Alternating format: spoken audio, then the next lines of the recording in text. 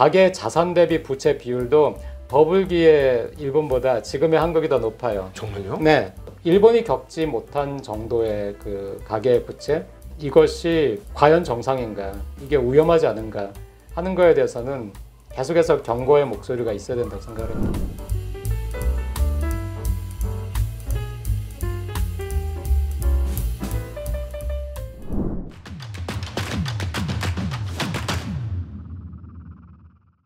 안녕하십니까. 증시각도TV 시청자 여러분, 투자자 여러분 반갑습니다. 네, 오늘 훌륭한 분을 모셨습니다. 네, 삼고초려에서 모시게 되는데요. 이름이 너무 좋으세요. 와세다대학교 국제학술원의 박상준 교수님이십니다. 교수님 안녕하세요. 네, 안녕하십니까. 네, 귀한 발걸음 해주셔서 너무 감사합니다. 감사합니다. 네, 이름은 누가 지어주신 거예요? 장명소였어요. 훌륭한 장명소네요. 한자도 저하고 같으신 것 같은데요. 네, 맞습니다. 네, 서로 상자의 중고를 진짜. 네, 맞습니다. 네. 일본에 대한 이제 궁금증들이 참 많은데 가깝지만 먼 나라라고 표현되는 게 저는 나이 먹을수록 적당한 것 같다는 게 겉모습은 거의 비슷하게 생겼는데 생활 패턴, 행동 양식, 뭐 사고 스타일은 완전히 다르더라고요. 정말로. 그래서 야, 보면 볼수록 신기하고 공부할 게 많고 한 나라가 바로 일본 아닌가 싶은데 세계를 군림하던 나라였고 뭐 한국하고는 나쁜 관계도 있었고 그런 나라였고 그러나 뭐 여전히 세계에서는 역시나 최강국이었는데 지금 약간 해가 지고 있는 듯한 그런 나라로 지금 평가를 받는 일본입니다.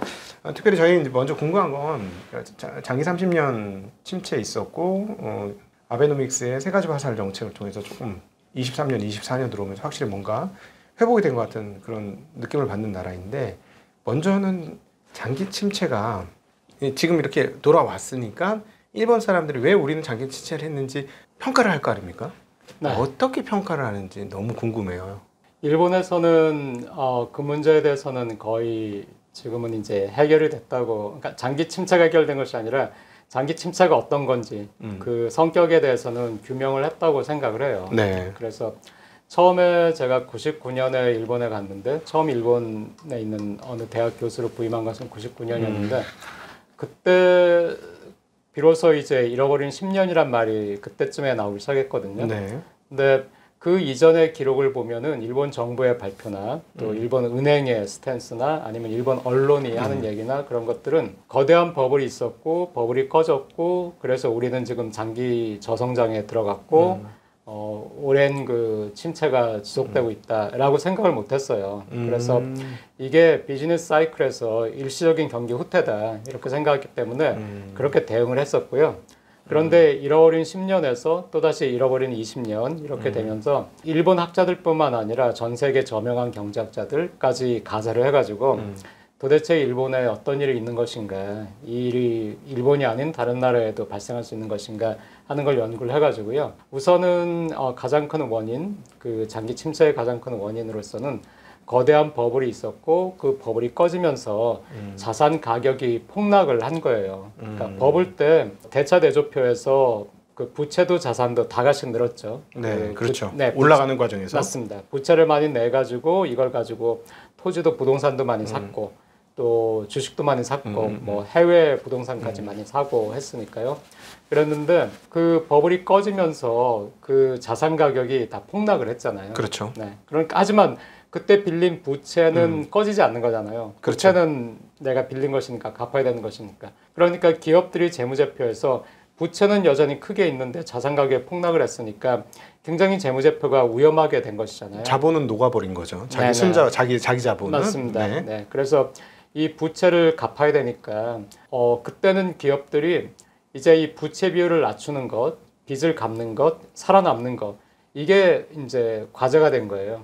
그러니까 신규 투자를 한다든가 뭐 모험을 한다든가 이런 건 할 수가 없었어요. 살아남는 거 이거를 했고 그리고 그때는 기업들 역시 이게 버블이 꺼졌고 장기 저성장에 들어갔다 이 생각은 못했고 일시적인 경기 후퇴다 이렇게 생각을 했기 때문에 구조조정이라든가 사업 재편이라든가 혹은 뭐 인원에 대한 구조조정 이런 것도 별로 없었어요. 그러니까 97년 돼가지고 많은 회사가 우선은 금융회사들이 망하기 시작했는데 금융회사들이 망하고 하던 그 일이 97년에 발생하기 전까지는 일본에서 고용도 크게 나쁘지 않았어요. 그러니까 90년에서 97년 그 당시를 생각한다면 우리가 지금 봐서는 90년하고 91년에 버블이 끝났는데 일본 사람들은 굉장한 충격을 받지 않았을까라고 생각을 하지만 네. 충격을 받긴 했지만은 그래도 일본의 데이터를 보면은 실업률도 그렇게 높진 않았고요.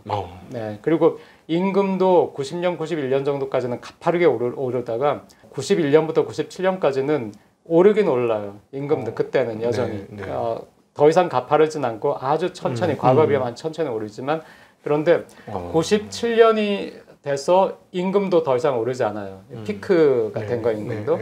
그리고 이제 97년부터 뭐 한 2000년대 초반까지 굉장히 많은 기업이 또 파산을 했고 하면서 일본도 이제 뭔가 이상하다 하는 것을 느꼈는데요. 그 당시 기업들이 투자를 하지 못하니까 경제가 좋을 수가 없었고 그리고 또 기업들이 사업 재편도 하지 않고 투자도 하지 않고 또 새로운 영역에 도전도 하지 않았으니까 그때가 또 미국에서는 제가 92년부터 97년까지 미국에서 유학을 하고 있었는데 그 당시간 미국에서는 뭐 마이크로소프트라든가 해가지고 아마존이라든가 막 태동을 하던 시기였죠. 마이크로소프트는 이미 그때 이미 유명했지만은 그 뒤에 또 뭐 아마존이라든가 뭐 페이스북이라든가 또 애플도 생각보다 굉장히 커졌고요. 새로운 그 IT 기업들이 계속 나오고 그 세계 경제 패러다임이 바뀌고 있는 그러니까 소니 같은 경우에 워크맨으로 전 세계를 제패했지만 이제 애플에서 스트리밍으로 하게 되는 거잖아요. 그러니까 하드웨어가 별로 필요가 없는 소프트웨어가 중요한 그런데 그런 것들에서 이제 소니가 예를 들어 소니와 애플 같으면은 소니가 애플을 이기지 못한 것이고요. 또 페이스북이라든가 아마존 이런 새로운 IT 기업들이 나올 때 일본에는 지금 우리가 생각해도 거기에 대응할 만한 IT 기업이 없잖아요. 그러니까 아마도 그 97년에서 2000년으로 가는 과정에서 부채 정리하느라고 투자를 생각하지 못했기 때문에 전 세계적으로 IT 기업이 등장하고 IT로의 산업 변경, 패러다임 변화가 있었는데 전혀 대응하지 못했다. 투자를 할 수 없었어요. 네, 그렇습니다. 맞습니다. 네. 그리고 또 그 전에 반도체가 워낙 잘 나갔으니까 전 세계 시장의 50%를 일본이 장악하고 있었다고 하잖아요. 그렇기 때문에 미국에서 또 일본 반도체가 너무 잘 나가니까 86년에 반도체 협정을 맺어서 일본 반도체 수출 같은 거를 많이 위축을 시켰는데 그래도 일본 기업들은 그 반도체 협정이라는 것이 얼마 이상은 미국에 팔지 못한다. 물량은 또 가격은 얼마 이하로 내리지 못한다라고 하니까 일본은 가격을 내리지 못하니까 아무리 기술을 발전을 시켜가지고 이 단가를 낮게 하는 그런 걸 하더라도 가격을 낮추지 못하니까 가격을 낮출 수 있는 인센티브도 많이 줄어든 것이고요. 또 물량하고 가격이 통제가 되니까 대신에 그만큼은 계속 팔고 있고 그만큼은 받고 있으니까 이익은 또 내고 있는 것이거든요.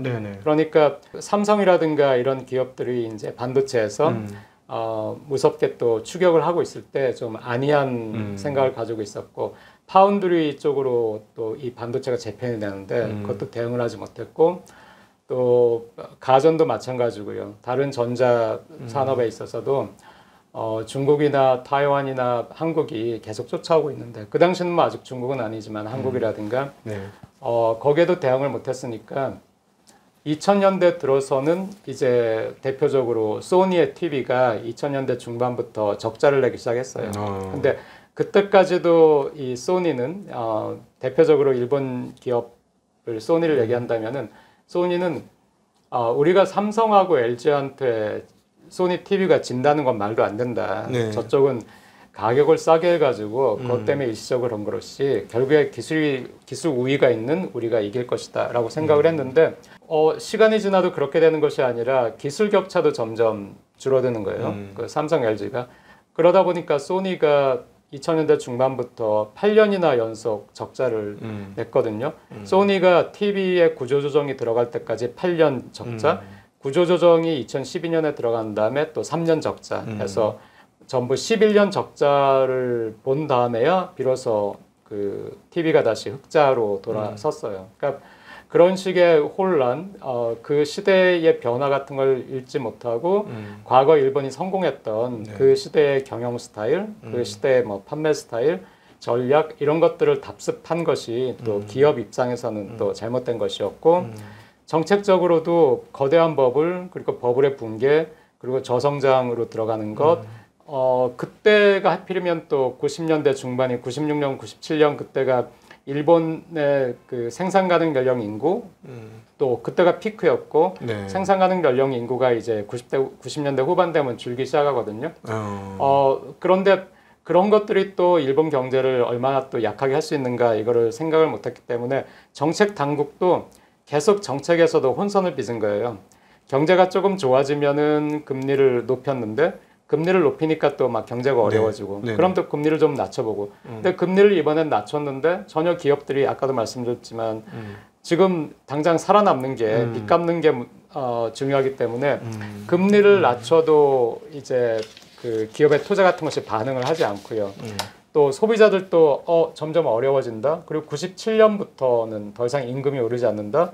그리고 97년부터는 실업률도 굉장히 급속도로 늘기 시작했고요. 그러니까 소비자들도 지갑을 닫고 소비자들도 금리를 낮춘다 하더라도 그걸 가지고 뭐 투자를 집을 산다든가 하지 않고요. 또 버블의 붕괴라는 것이 그 사람들에게 이제 집값이 믿었는데 그 부동산 불패는 믿고 있었는데 네. 집값이 떨어졌는데 이 집값이 또 91년부터 2005년까지 도쿄에서는 15년간 계속해서 연달아 떨어졌거든요. 그러니까 소비자들도 금리를 낮춘다 하더라도 뭐 집을 산다든가 뭐 할 일이 없었고요. 이런 것들이 겹쳐가지고 그렇게 긴 시간 동안 저성장이 있었다라고 지금은 이해를 하고 있습니다. 지금 말씀하신 거 보니까 너무 많은 질문거리들이 막 지금 떠오르는데 하나하나 하겠습니다. 너무 재밌는데요. 시대의 변화를 읽지 못했다. 네. 왜 시대의 변화를? 그 전까지는 시대를 선도했었지 않습니까? 맞습니다. 예. 네. 70년대, 80년대 가장 네. 압도적인 국가였잖아요. 네. 반대로 미국을 생각한다면은 미국에서 굉장히 강력했던 철강이라든가 자동차라든가 반도체라든가 이걸 일본에다 내줬잖아요. 네. 이걸 일본에 내주면서 대신에 미국에서는 사업 재편이 있었던 거잖아요. 네. 그래서 그것이 이제 마이크로소프트라든가 아마존이라든가 새로운 기업이 등장을 했는데 만약에 미국이 그랬다면 일본도 기존의 기업이 사업 재편을 해서 새로운 그 사업 영역을 찾든지 아니면 새로운 기업이 일어서든지 해가지고 한국이라든가 그 다른 나라의 다른 기업들의 추격을 따돌릴 수 있는 뭔가가 있어야 됐는데 일본은 그 과거의 영광에 그때까지는 사로잡힌 거예요. 우리가 그 최고다, 넘버원이다. 그렇기 때문에 그거를 바꿀 생각을 하지 못했어요. 그래서 제가 한국에 대해서도 이제 몇 년 전부터 걱정하면서 늘 얘기하는 것이 한국도 굉장히 지금 잘 나가잖아요. 네. 뭐 엔터 쪽에서도 굉장히 잘 나가고 그 외에도 뭐 반도체라든가 우리도 그런데 일본도 그런 자만에 빠져 있었던 거예요. 네. 우리가 이제 정말로 선진국이 됐다. 미국보다도 더 낫다. 하지만 그때 일본은 지금 생각한다면은 그때 일본은 새로운 사업을 찾았어야 하거든요. 네. 이제 미래 먹거리를 그걸 하지 못했고요. 그러니까 한국도 지금이 이제 정말로 미래 먹거리, 새로운 사업을 찾아야 될 때니까 네, 그런 일본의 경험이 한국에 큰 교훈이 되지 않을까 그렇게 생각을 합니다. 이게 지금 우리가 넘버원이다. 정말 근데 그랬을 것 같아요. 지금 우리나라가 잘 나간다고 해도 이 잘 나가는 것과 80년대 일본이 잘 나가는 거하고는 정말 차원이 다른 거라서 충분히 우리가 넘버원, 왜냐하면 자동차도 넘버원이었고 말씀하셨던 반도체도 넘버원이었고 그래서 뭐 자산 가격이 정말 미친 듯이 올랐는데 몇 가지가 있는 것 같습니다.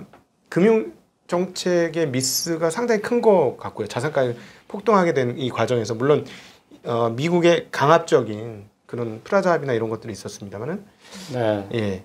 요거는 조금 이따 한번 다시 여쭤보고 우리가 넘버원이라는 생각이 혹시 그 자산 가격 버블이 오는 과정에서 잉태된 그런 생각 아닌가 하는 생각이 갑자기 드는데 왜냐하면 유키오 교수라고 1940년 체제를 쓰신 분이 했던 얘기가 그때 어떤 근로의 어떤 정신 그 부지런한 게 미덕 이런 것들이 모두 사라지고 재테크 우선 뭐 이런 흐름들이 나오면서 일본 고유의 그 소위 말하는 아름다운 정신을 잃게 되었기 때문에 일본이 진짜 뭐 어떤 소프트웨어가 이제 그때 깨진 거다 정신적인 어떤 그런 얘기를 하는데 혹시 그 자산 가격 상승과 더불어서 그렇게 사람들의 마음이 이렇게 변한 게 영향이 있을까요? 저는 그때 자만했다, 일본이 최고다, 뭐 자만했다. 그렇기 때문에 그 미국에서 거대한 변화가 일고 있다는 것을 알지 못했다. 한국이 계속 추격하는 것을 알지 못했다. 이런 것들은 그렇게 생각을 하지만은 저는 조금 네. 그런 어떤 정신적인 면, 일본이 일본의 어떤 정신을 잃어버렸다 하는 거는 저는 조금 동의하지 않아요. 예. 네, 왜냐하면은 네. 또 시대가 흘러서 그때 그런 말씀들을 하셨는지 모르겠지만 지금의 일본은 또 일본이 너무 열심히 일하는 거, 직장이 괴로운 거, 뭐 이런 것들이 일본은 또 병폐다 생각해서 그걸 없애기 위해서 굉장히 노력을 많이 하고 있거든요. 최근에도. 네네. 예. 자, 그러면은 사실 눈에 띄는 거는 국제적으로 지금 봤을 때 금융정책 미스가 제일 크지 않았느냐. 금리를 내려서 내렸는데 그걸 쭉 끌고 왔어야 되네. 소위 말하는 지금의 양적 완화가 그때 그냥 한 번에 쫙 이루어졌으면 바로 반등했을 수도 있는데 기업들도 부채비 부담이 없으니까. 근데 그 조금 괜찮아지다 싶으니까 바로 금리를 올려갖고 또 투자 의지가 꺾이고.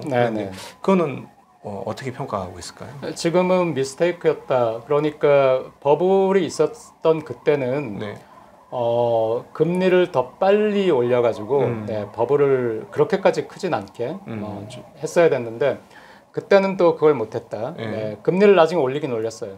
미국의 그 하우징 버블하고 똑같아요. 미국에서도 2007년에 서프라임 몰기지 크라이시스 오면서 이제 하우징 버블 꺼졌잖아요. 근데 그 이전에 보면 이미 그 미국 FRB에서도 금리를 막 올리거든요. 그렇죠.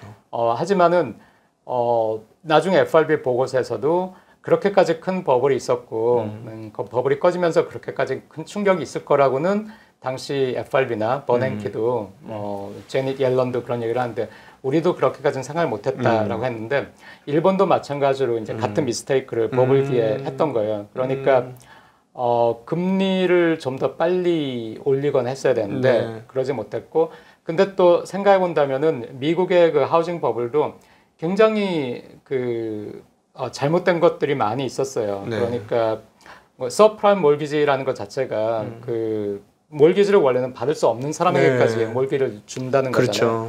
이런 식으로 일본에서는 더 이전이니까 일본에서는 더 이 금융 산업이 좀 정비가 잘 안 된 상태에서 있었기 때문에 굉장히 그 사기 대출이라든가 잘못된 대출, 막 대출을 위한 대출 이런 것도 굉장히 많았기 때문에 총체적인 지금에 와서 그 시대 일본을 본다면은 너무 흥청망청으로 총체적인 난국이었다 이렇게 보이죠. 그러니까 금리를 빨리 올렸어야 됐지만은 금리 이외에도 막 그 대출이 넘치고 또 사기 대출도 많고 했기 때문에 금리만 가지고 과연 그때의 버블을 잡을 수 있었을까? 그때 그 어떤 그 환경, 와 이제 일본이 뭐 넘버 원이야. 그리고 막 일본 도쿄를 팔면은 뭐 미국 땅 전체를 살 수 있어라든가 그런 식의 일본 사람들이 환상을 가지고 있던 상태에서는 금리 가지고 잡을 수 있었을까? 그 당시 일본 사람들은 이게 버블이고 이게 꺼지면 되게 위험하다는 건 전혀 생각을 못했으니까요. 하긴 그 전에 그런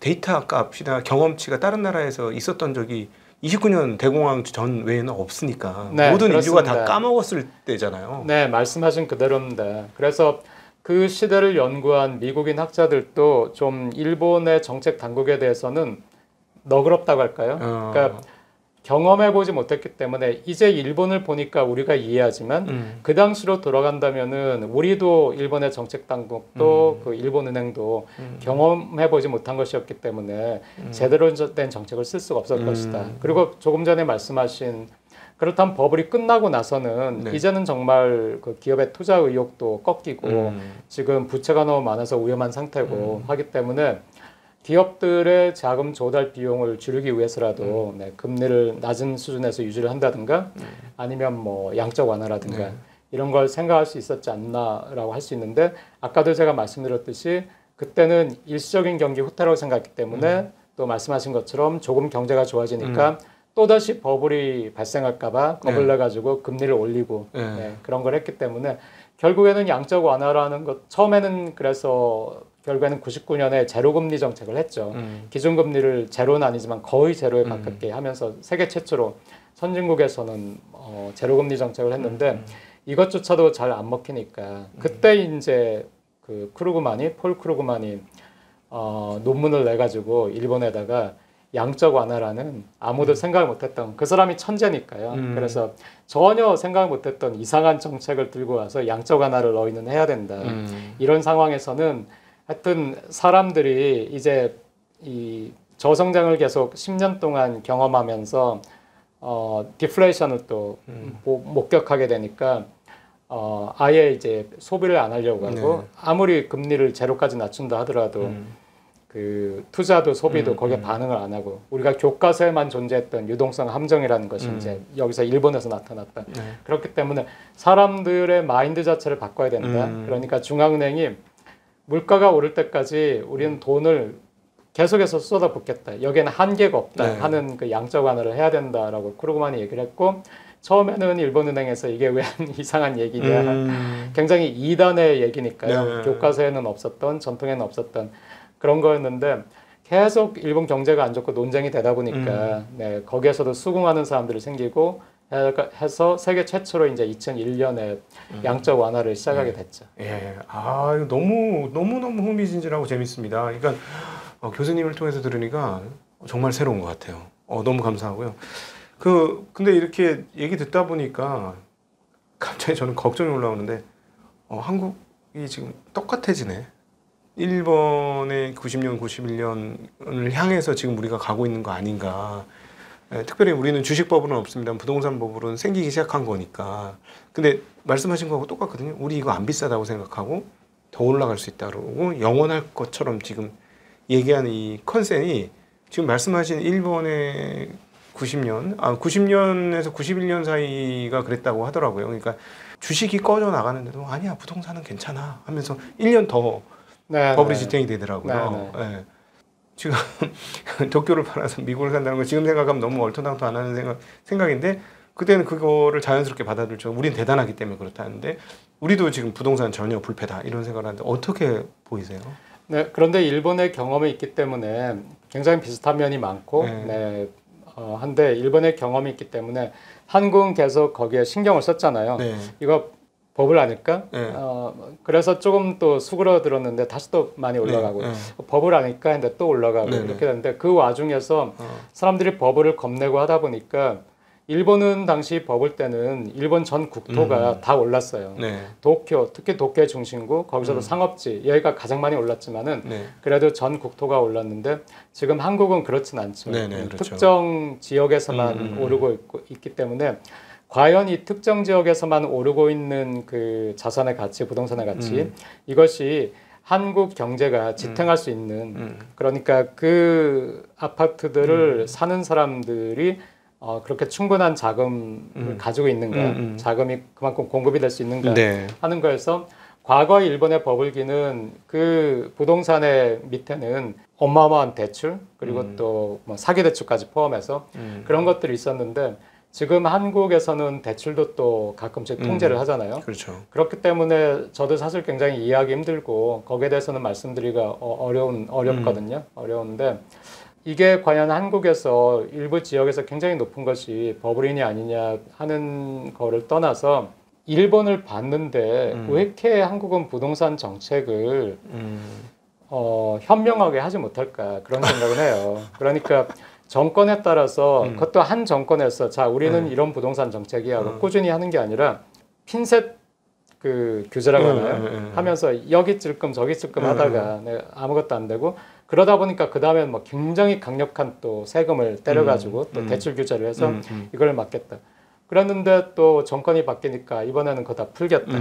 그리고 부동산이 막 오르니까 대출 규제하고 막 다시 하겠다 하면서 굉장히 혼란스럽잖아요. 저는 그 한국의 대출 규제도 마찬가지고 부동산 세도 마찬가지고 따라가기가 너무 힘들어요. 저희가 한번 이제 책을 일본과 한국을 비교하기 위해서 책을 쓰기 위해서 한 번은 그걸 공부를 해가지고 비교를 한 적이 있는데 그 뒤에 이제 한국이 제가 비교를 할 때만 해도 그때까지는 부동산세가 그렇게 막 움직이지 않을 때였는데 그 뒤에 너무 이 세제가 움직이니까 네, 그래서 지금은 그 한국의 세제 자체를 이해하기가 이해할 만하면 또 바뀌었다 하니까 이런 것들이 굉장히 사람들을 불안하게 만들고 안정을 못 시키잖아요. 그래서 부동산에 관한 세제 또 대출 규제 이런 것들이 안정이 돼 있는 상태에서